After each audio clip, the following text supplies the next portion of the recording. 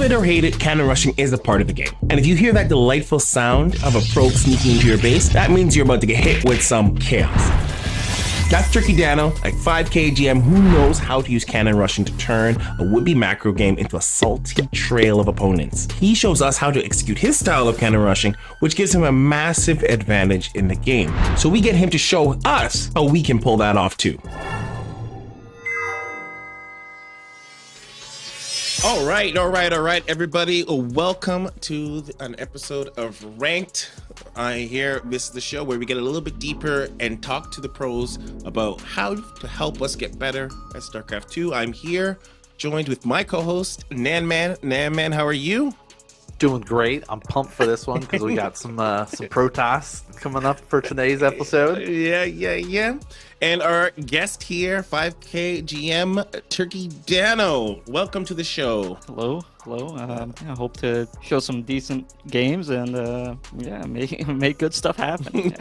All right, everybody. So as you might have guessed from the title of this episode, we are going to dig into basically the best ways to cannon rush on the ladder. It is one of these things where cannon rushing is loved or hate. I don't know how you mostly hate. Mostly hated, but it's a viable strategy. And I have on this channel, we have talked to Printf a couple of times and we've discussed with him, and TurkeyDano, your name has come up, but you have a very different style than Printf, as I've been told. I do, actually. It's not quite as explosive, I would say. I'm very passive, similar and different at the same time, but he's also the person that I learned from, which probably helps with some of the similarities. Because I didn't always start off as a cannon rusher. A lot of people don't know this. I just watched them do it a few times, and I was like, man, he keeps getting away with it. And how does it happen? It's always good for a player to have a cheese kind of in their back pocket that they can whip out and stuff like that. So that and cannon rush is that kind of classic Protoss one to be able to use. I feel like all Protoss players need to learn how to cannon rush. There's certain players with 1,000 MMR level difference that it's going to be very difficult to overcome that in a normal game. But if you a little bit of shenanigans thrown in there, you never know what might happen. Actually, so before we even get into it, what are some of the fundamentals of cannon rushing? Be willing to accept that you're gonna mess up and lose games, and just keep doing it and learn from your mistakes. Is you have to experience some miserable failures before you get consistency in there. What you're really looking for is distraction. You want to make chaos happen. You always want to keep them on their toes and make them think you're going to do something somewhere and then do it somewhere else. I like the idea of chaos. I don't know why, that just really attracts me in the name, in the words when you said chaos, and the idea of creating chaos. And is that really the part that makes cannon rushing so effective? Is that most people come into StarCraft with a plan, and cannon rushing creates a chaos environment for most people that's hard to handle? Yeah, I think right away people know that they're in trouble of dying instantly, and that puts pressure on a player to make mistakes quicker, and then they simultaneously lose at the same time. But someone that can keep composed, which is what top players manage to do really well in any situation, that's what really comes through and kind of shines. But there's also a fine line between stay composed and not reacting, because you have to respect the fact that you can die. How much to react and not to overreact to a cannon rush, knowing the right amount to react is the signature to defending a cannon rush. Is that correct? Yeah, I would say that's correct. There's this comes with experience, right? The more you play against something, you kind of learn, I shouldn't have done that, or I could have committed a little bit more. Maybe I would have just broken through. If I had put this here, or maybe if I controlled this way, I could have, killed this faster. It's a lot of details. A slight caveat to this game is most people know who I am, and I don't barcode because I think it's lame. I don't think there's value in a strategy if people can just beat you knowing that it's coming. So I don't think it's yes, it's way more powerful if people don't know who you are. But I think showing that, in some ways, knowing that it's coming is also a problem, because people think they know, but they don't quite understand what they have to commit. And so I played this guy before, and this is another game against him. And I already knew that he's like gonna be quite aggressive. So with that in mind, I was like, yeah, I'm gonna create a lot of chaos. So you can see here, he is not messing around. And He knows. He very much.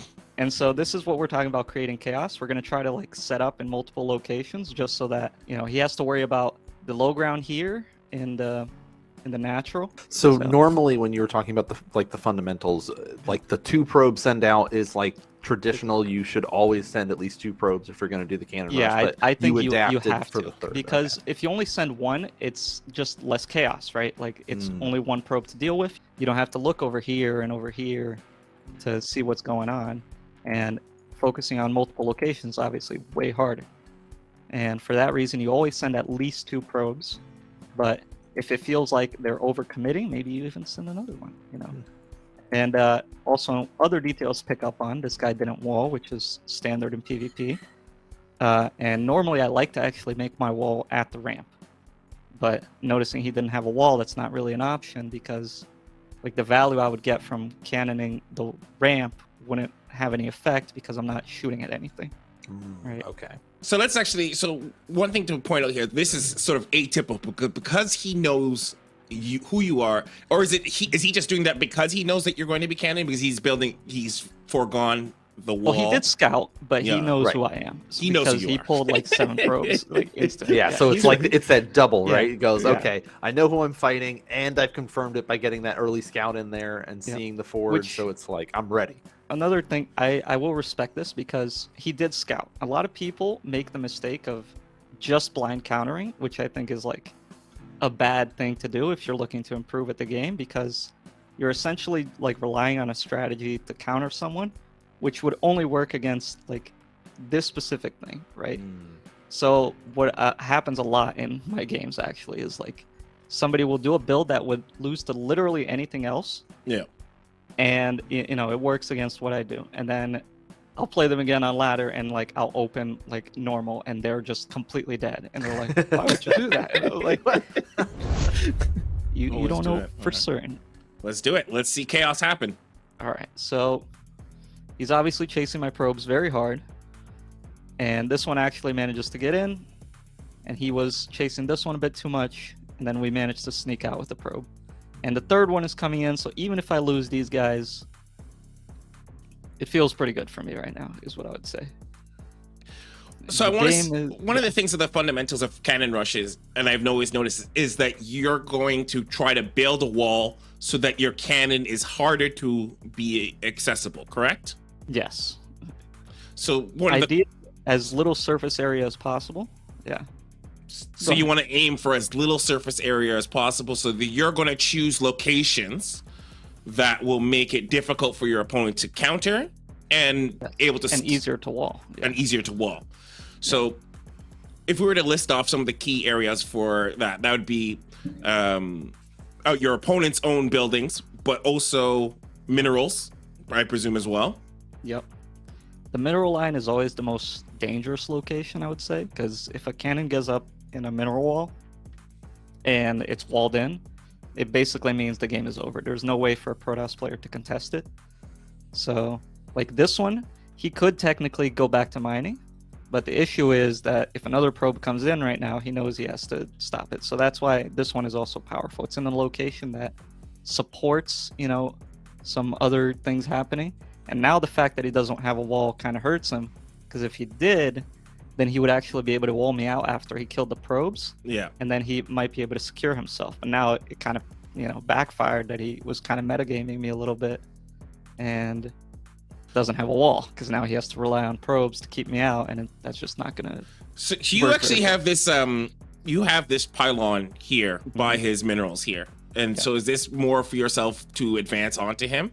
Or is this pylon was literally just put there because maybe I'm gonna use it if I see the opportunity, and that chaos element. Yeah. So I might have used it if I didn't get this up right. My probe was gonna walk by and be like, oh no, this is not available, but maybe this is, and I would have built a wall here, below the mineral line with this pylon, or maybe I would build like in the north of another near the top gas. It just depends. But in this situation, I also realized, you know, he's not mining anymore too much. So we're going to kind of transition now. Like, I'm going to keep putting pressure on him with more probes because I want him to be scared. But at this point, I already feel like I'm ahead, and I just want to keep him, you know, keep him on his toes. And he's actually avoiding. One of the things that I think I'm wondering in terms of knowing the fundamentals, even we're talking about back in the earlier fundamentals, is how buildings piece together. I did a video on like understanding the grid matrix, and that you know, things like how the minerals themselves work in diagonal. Is that you can lock them, you can lock out units? Yeah, so the buildings have kind of different sizes. Sometimes, the gateway is like a 3x3 or something, and pylons are 2x2s. Yep. I don't know exactly how it works, but that's what You're right. it looks like. Yeah. Anyways, a lot of the time I would want to have a gateway in my wall. Like, if I can, I want to make a gateway in the wall every time. The reason you want a gateway is because it gives you a follow-up, right? Because if all you have is the forge, you have nothing left after it. You know, if you have a gateway, you have tech. I just want to actually something. Can we actually go back for a second? Just 1 second. So I actually noticed something, and in part of Cannon Rusher, once you put down all 3 pylons, and then you build the cannon, your probe got pushed out. Yeah. So this is just a trick. You always place the probe in like near the outside of the wall. It always kind of depends, because if this was to the north here, I don't think the probe would have actually snuck out. And if there was a probe here, I also don't think my probe would have gotten out. But he didn't realize that, and I did, and so I put my probe in the corner here just so that it could sneak out. It's kind of inconsistent because some maps like allow it, some don't. It's kind of weird how the pathing works. It always fascinating. Seems like, yeah. So like the pathing pushes the probe out of the space. Yeah. What happens if it can't? The probe gets stuck in there. And he just lives there now. That's why you have the second probe. Ah, okay. Yes. So would this also work with a gateway? It would work with a gateway, but it always depends on the positioning. You have to force yourself not to have space inside your own wall, and the nearest exit to be outside. It's something like we don't always like think about, just because this is something I'm just used to doing, and it doesn't come to my mind as like a thing to explain. It's just, oh, we do this. Yeah, This is that's how why it we're here. works. That's why we're here. So in this map, it doesn't. I would have liked to show something else, but you can do this similar trick with the wall I have at home here. It doesn't work on this map, but the way we wall, you see the pylon positioning at home here. Yep. In the middle, which is unusual. It's made so that you have as little surface area on the pylon as possible, and also on certain maps you can sneak out a probe even if you're full walled. And, yeah. And this map doesn't allow it to happen because you don't have space to actually make the pylon to push you out, but on most maps I think it would happen. So you can have a full wall and still get probes out. I guess the last bit about like basics is knowing when you've done enough and when you can transition. Because I could keep forcing probes in here, but at this point I think it's a risk that it's probably not worth taking, because if he does hold me off and all I'm doing is continuing to force cannons at him, then I could lose the game. I realize that I can, but at the same time, like, he has to commit to this, and I think transitioning is fine at this point. Like, after he kills all this, because I saw he was making 2 zealots, he was probably going to break me. I'm like, yeah, I'll play normal from here. And from here, the game is pretty much over, because I can see his entire base of these pylons now. So I know he has nothing going for him. It makes sense because you describe printf in your styles a little bit differently, but you, like, I feel like printf definitely tries to kill people. So goes in for the kill. This game is more similar to printf even. Because, really? Yeah. Usually I'm way more like passive than this, but yeah, printf would never expand because that's against his rule. The rule of 2. Yeah. It's just a huge handicap, but yeah. But it's just a different transition, right? Like, he transitions with, I'm gonna kill you right now, and I transition with, I'm gonna kill you a little bit slower. General sense is if they kill all your cannons and they have units out, it's time to stop. Also, sometimes you get a position where it's way riskier to move forward than not. Like, you kind of have to judge it by the game, and like if you think like he's exposed, you have to go for it, and you only learn that playing more games, really. That makes sense. Is there a transition that you prefer then, like when you're going through? I know it's like sometimes situational and moment by moment you have to make that split-second decision, but it's like, all right, I've done the cannon rush. The follow-up in my brain is to go X, Y, or Z. Yeah, so I always want to follow up with Proxy Void Ray if possible. But for that same reason, I think to myself that they want me to go Proxy Void Ray. And so at times I have to think about that and say, maybe they're going to blind counter that and I'll do something else, and then they die. And it kind of depends on like what I see and like what I feel about the player, which is why I don't like barcodes again. I like people that, you know, I know the player and I can use this. You know, I like the strategy part of the game, is like, Yeah. and the mind games, the chaos, just all of it.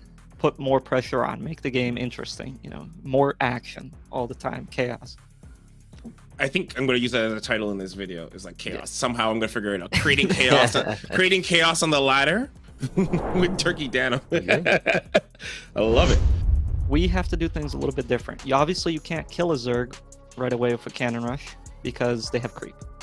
So that is already issue number one. So you have to change up a little bit. Like, the cannons aren't going to be the answer to the game. It's going to be the follow-up. And we've got some interesting ones that I've been working on recently, and I hope this is interesting. We'll speed it up a little bit, because I'm a cannon rusher and because I have to respect the Zergs are going to 12 pool, I do the following, and I make a cannon rush that is very far away from their base. Wait, so he knows it's coming? I presume because his overlord saw the pylon. He knows it's coming, and not only did he have the overlord fly in, he's just like metagaming it in general by opening early pool and, you know, preparing some nasty things against it. They think, oh, I can just break this down, and then like they soon realize that it's not as simple as it looks. You know, this is actually like a problem. So this strategy isn't made to just like counter people that are countering you. It's just like strong against Zerg in general. So this could kill them if they're not paying. If they're playing normal. If they're playing normal. Okay. Yes. Got it. So this is good. And this seems like set up that it doesn't really matter if there's overlords that are spawning you, which is, I think, going to be most cannon rushers like. Yeah, so that's big, the goal. Is like, this is something that anyone can kind of do, and like it's unlikely that they're going to pull like 8 drones for this, right? They're going to look at this and be like, "What is this guy doing? This is nowhere near my base." Yeah. That was my first reaction. He knows me, so I knew he was going to pull drones and probably, you know, 12 pull me. So, you know, I got there early and I made it far away so that, you know, I can get my cannon up. And once the cannon is up, then the fun begins. No, but that makes a lot of sense, right? You get that like initial like, oh, wait a minute, let's just bring it a little bit closer. Isn't it? So is there danger he's just going to go straight to your base? Yeah, but I have to like know that's coming, right? I saw the Zerglings run away. I make the cannon right away, and this is why we have the wall the way it is. And you mean at home? Yes. Okay. So the pylon only has 1 hex in which Zerglings can actually attack it. And so even if he comes across the map and my cannon isn't done, he can't actually break this wall efficiently. Sometimes people will 12 pull you, and you have to get the wall up a little bit faster. And you have to know this about buildings is you might be tempted to make a gateway here if your gateway isn't done on the other side. Yeah. You don't make a gateway because if your gateway isn't finished, like the cybernetics core, it builds faster and it has more health than the forge and the gateway. The gateway has more health than a forge, but it builds slower. And so if you want to wall the Zerglings out from a 12 pool and your gateway isn't done, you want to make a second forge, which is weird to say because it generates more health per second than a gateway. What? And then you cancel the forge and you make a cybernetics core because that's the best building of all. Wow. Let me get this straight. I just want to reiterate for those of you who missed it, if you're not going to skip back. If your gateway's not built, you build Second forge. if the Zerglings are imminent to come to your base, because the forge builds more health per second, so you have more damage to soak up from through. the attacks. Yeah, exactly. That makes But sense. when your gateway's done, you cancel that forge to get the Cybernetics core. Exactly. Got it. Yeah, because the gateway builds too slowly, and they can actually just punch through it and kill it. If there was anything any of you guys take away as like a tip, that was it, because I didn't know that. Wow, that's why we have this show. That's why we have this show. The more you know. Yeah. So now these Zerglings have to stay out. Yeah, and I make a Nexus, and you can see the Nexus isn't on the other side of the map. I see it, but like, why is it So here? it looks very confusing. I understand, but the reason I have this is because recent patch shield batteries were nerfed. Unless, and you can see the placement is not actually at the mineral line. It's just so that my shield batteries are better, because if you have a Nexus in range of your shield battery, you can overcharge it, and it starts off at full energy. And this actually, I'm still like testing, but this actually seems to work, which is why it's kind of like funny. But some big brain moves. I had a lot of difficulty holding all ins without the Nexus, and now I'm like just doing better with the overcharge. It's because one battery that's full energy is like as good as like 4 that come in with half almost. Like, interesting. Wow. In situations like this where I feel safe, I like to get a Nexus to help me push through, because an overcharge like really helps change the tide of the battle. And let's talk a little bit about what are some of the things to watch out for. Like, what would be something to be an eye on that the Zerg could do to counter you? So, things you want to watch out for are Ravagers, obviously. The number one thing, they can outrange your cannons, and that's the most typical response people are going to get. But it's also the one you should be most experienced against as a Cannon Rusher, because you play against it the most.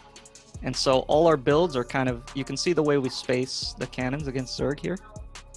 There's all 1 hex apart, so that you can't buy all 2 of them at the same time. Okay. Right?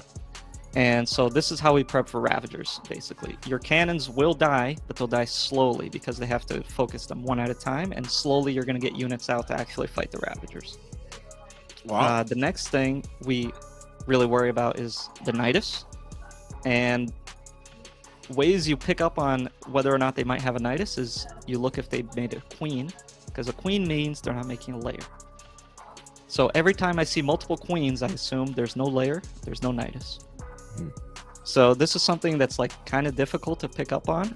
And the other thing is you look if they're making units or if they're making drones. And if possible, you get an Adept to scout. And in this game, they're not going to get a Nidus and they're not going to get Ravagers. And the way I scout is just I try to poke in with my stalkers and see what they have. And the aggression becomes your form of scouting, basically. And this guy is going Banelings, because another threat that can have is maybe he just runs around your stuff and tries to kill you at home, right? And it's very difficult for me to push through because I have 1 unit. And the Zerglings will kill me. So I can't actually pressure him, and he's going to attack me on the other side.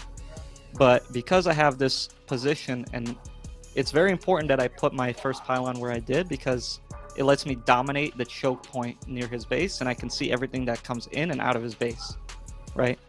Which pylon? Is this the one where the first 3, or are we talking about at home? Yeah, the first 3. So okay. Like I always want to move, like when I push up the crawl, I want to dominate the choke.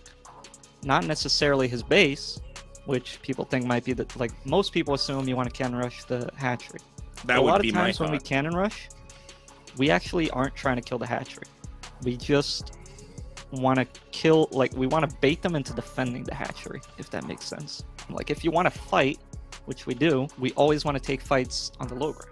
And so we kind of just want to put pressure on them, but we don't want to, force them too far away to make the game more complicated than it has to be. Now, is there a chance that they will just ignore the cannon rush? Will they just maybe build in on 2 bases and not really poke out and try to build up? Yeah, so what happens then is we start poking them with units the entire time, and eventually, like, the battery and unit combo from Protoss, like, it becomes too efficient, even though the Zerg has way higher army value or more units, is you can kind of be so efficient to the point that, like, your units never die, and they start losing units one by one. Sometimes Printf likes to follow up with a Robo almost every game. He gets an Immortal and then a War Prism, and I play a little bit differently because I'm more of a passive player, if you call this passive. I like to go Blink against Zerg, which is something I think almost no other Cannon Rusher does. And the reason I do that is because it covers more bases. Like if they go Mutalisk, this is also a possible threat. Maybe they sit on 2 base and they just try to rush Mutas.